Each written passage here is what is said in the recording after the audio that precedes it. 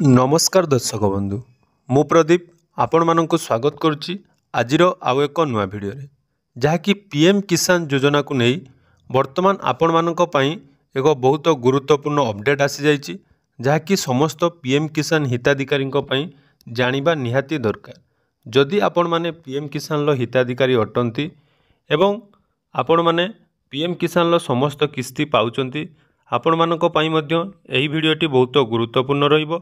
ता छड़ा जो माने नुआ करी आवेदन करथिले सेमानंको पई मध्य भिडियोटी बहुत गुरुत्वपूर्ण रहिबो। काहेकि ए भिडियो रे आपण मानकु चारोटी बड़ अपडेट मु आपण मानक सहित शेयर करिवि जहाँकि आपण मानकु पीएम किसान लो परवर्ती किस्ती आसीबा पूर्वरु जानिबा निहाती दरकार। तेणु आजिर ए भिडियोटी आपण मानक पई बहुत गुरुत्वपूर्ण रहिबो। तेणु भिडियो को प्रथम शेष पर्यंत निहाती देखंतु जहाद्वारा आपण माने जानि पारिबे पीएम किसान योजनार परवर्ती किस्ती पाइबा पई आपण मानकु कौन कौन करिया पई पड़िबो। तो आसंतु भिडियो आरंभ करिबा। ता पूर्वरु जदि चैनल को प्रथम थर विजिट करचंती भिडियो को लाइक करिवे, चैनल को सब्सक्राइब करनथिले एबे ही सब्सक्राइब करी पाखरे थिबा बेल आइकन को क्लिक करनेबे। तो देखंतु जहाँकि पीएम किसान योजना, तो पीएम किसान योजनार आपण माने जहाँकि 16तम इंस्टॉलमेंट सरकार तरफ जहाँकि 28 फेब्रुआरी प्रदान करा जायतिला। तो वर्तमान जहाँकि आगो को 17तम इंस्टॉलमेंट आसवाई जाऊँगी। तेणु से 17तम इंस्टॉलमेंट आसवा पूर्वर किसी गुरुत्वपूर्ण अपडेट आपण मानक पई आसी जाइए। तो आपण माने बहुत सारे वीडियो वर्तमान देखुथिबे जो पीएम किसान लो टंका नहीं बा केबे आपण को पीएम किसान योजनार टंका मिलिबो ता नहीं मध्य मु सर्वप्रथम आपण को अपडेट दे दोछु। तो आपण माने जानिचंती जेहेतु प्रत्येक किस्ती 4 मास को थरे प्रदान करा जायताय से हिसाब रे जदि आमे देखिबा फेब्रुआरी शेष बा 28 तारिख रे जो हमको पीएम किसान योजनार टंका मिलिथिला से हिसाब रे 4 मास पर अर्थात जून मास रे आपण को एही टंका मिलिबो। तो आपण माने मध्य जानिथिबे जाकि वर्तमान निर्वाचन 4 तारिख सरला परे आपण मानकु जून 15 सुधा जाकि एही पीएम किसान योजनार परवर्ती 17तम किस्ती मिलिजिवो। ता पूर्वरु आसंतु जानि नबा प्रथम काम आपनकर जहाँकि रही आपण मानकर जदि ई-केवाईसी कंप्लीट नहीं तो ई-केवाईसी आपन को निहाती करनवा उचित। तो ई-केवाईसी करिया पई हेले आपण मानक जहाँकि 3 प्रकार ऑप्शन रही। गोटे रही आपनकर ओटीपी बेस जहाँकि आपण निज मोबाइल नंबर रे जो आधार नंबर लिंक थिबा मोबाइल नंबर रे ओटीपी बेस करि परिबे। ता छडा बायोमेट्रिक मध्य ई-केवाईसी करि परिबे किंबा आपनकर फेस ई-केवाईसी आपण माने करि परिबे। या छडा देखंतु जहाँकि रही आपण मानकर जो अपडेट जहाँकि एटा गोटे अपडेट रहिबो स्टेटस चेक करिबा no your status AE option T आपण मानकर निहाती जानिबा दरकार।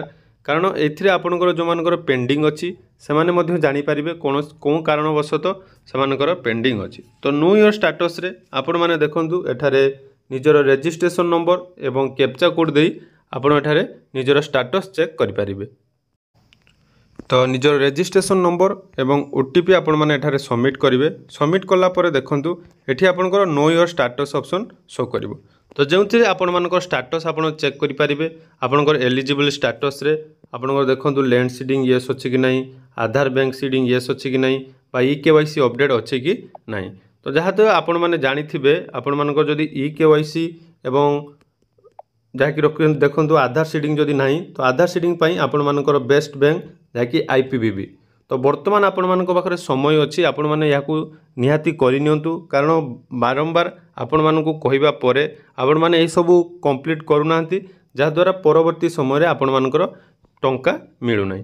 एबे आसंतु जहाँकि यार परवर्ती अपडेट जहाँकि रही देखंतु सेही अपडेट विषय जदि आमे कथा हबा तो जो माने नुआ करी आवेदन करथिले बहुत सारा जहाँकि रहिचंती जो माने कालिया योजनार टंका पाउचंती किंतु पीएम किसान योजनार टंका पाउ नथिले। किंतु वर्तमान जहाँकि कालिया योजनार टंका पाउतबा समस्त फार्मर मानकर जो मानकर पीएम किसान ले पूर्वरु डिस्ट्रिक्ट लेवल पेंडिंग थिला सेमानकर वर्तमान एप्रूवल हो जाइए।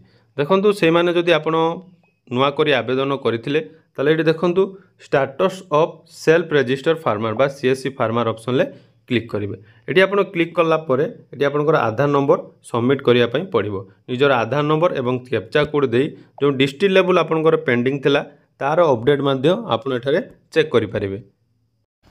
तो देखिपे जो मैंने नुआ करी आवेदन करते वर्तमान जहाँकि यह अपडेट हो जाए पूर्वर मुझे भिडियो बतई जो मानकर नुआकरी आवेदन होइतिला तांकर जो रजिस्ट्रेशन डेट आपण माने जानिथिबे ताहा जून मास सुधा जाकि अपडेट होबार सूचना दिया जाइतिला। तेणु देखंतु एठी आपनकर गुटे आमर जो चाषी आवेदन करथिले तांकर रजिस्ट्रेशन डेट जाकि वर्तमान नुआकरी जो रजिस्ट्रेशन होइतिला एप्रिल मासरे जाकि आपनकर स्टेटस वर्तमान शो करछि। देखंतु जो डिस्ट्रिक्ट लेवल पेंडिंग शो करथिला सेठी आपनकर farmer need to do this जाकि ई केवाईसी वर्तमान जाकि ई केवाईसी सेमानकु करिया पई कुआ जाउछि। तेणु आपण माने जदि नुआ करी आवेदन करथिले ताले आपनकर स्टेटस चेक करिवे। स्टेटस चेक कला परे ई केवाईसी करिया पई पड़िबो। तो सेई ई केवाईसी आपण माने केमिति करिवे जाकि एहा वर्तमान आपनकर आधार बेस ई केवाईसी हबो। तो किंतु आपण माने मन रखिबे एटा मोबाइल ले हे परिबो नै, एटा बायोमेट्रिक बेसिस रे जाकि आपनकर ई केवाईसी करिया पई पड़िबो।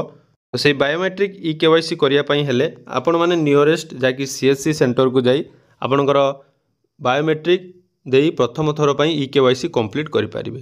तेणु जो मानकर एई नुआ करी आवेदन करथिले सेमानकर ई केवाईसी टा आपण माने निहाती एई जून मास सुधा बा एई मास शेष सुधा करै नियंतु। कारण जदि वर्तमान आपण करूनांती ताले आपण मानकु जो 15तम जून 15 पर जो किस्ती मिलिया पई जाउची सेथिरु आपण वंचित हेबे।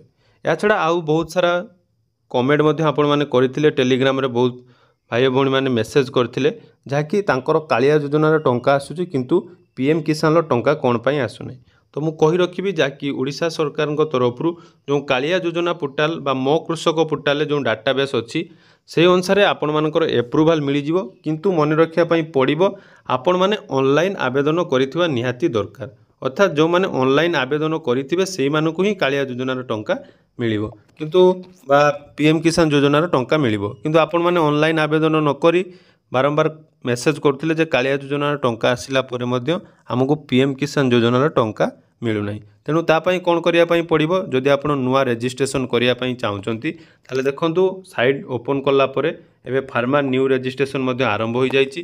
तेणु एठी आपण मानकर जाकि आवश्यक डॉक्यूमेंट जाकि रहिची आधार कार्ड जमीर पट्टार डिटेल्स एवं बैंक डिटेल्स एई भली किछि आवश्यक डॉक्यूमेंट देई ताकि आपण ऑनलाइन ले आवेदन करि परिबे। जदि आपण ऑनलाइन ले आवेदन करिवार फुल प्रोसेस देखिया पई चाहुचंती निहाती हमकु कमेंट सेक्शन ले जणांतु। मु परवर्ती समय रे पीएम किसान योजनार ऑनलाइन आवेदन केमिति करिवे तार डिटेल्स वीडियो आपण मानक सहित शेयर करिवि। तेणु आशा करूची ए वीडियोटी आपण मानकु निहाती गुरुत्वपूर्ण हेतिबो कारण एई वीडियो रे आपण मानकर पीएम किसान योजना को नहीं आसीथिबा एक बड़ अपडेट विषय आमे आलोचना कले। जदि आपण माने पीएम किसान लो 17तम इंस्टॉलमेंट पाइया पई जाउचंती ताले एई सब काम निहाती करि नखंतु ताकि परवर्ती समय रे आपण मानकु कोनोसी असुविधार सम्मुखीन हेबाकू पड़िबनी। धन्यवाद।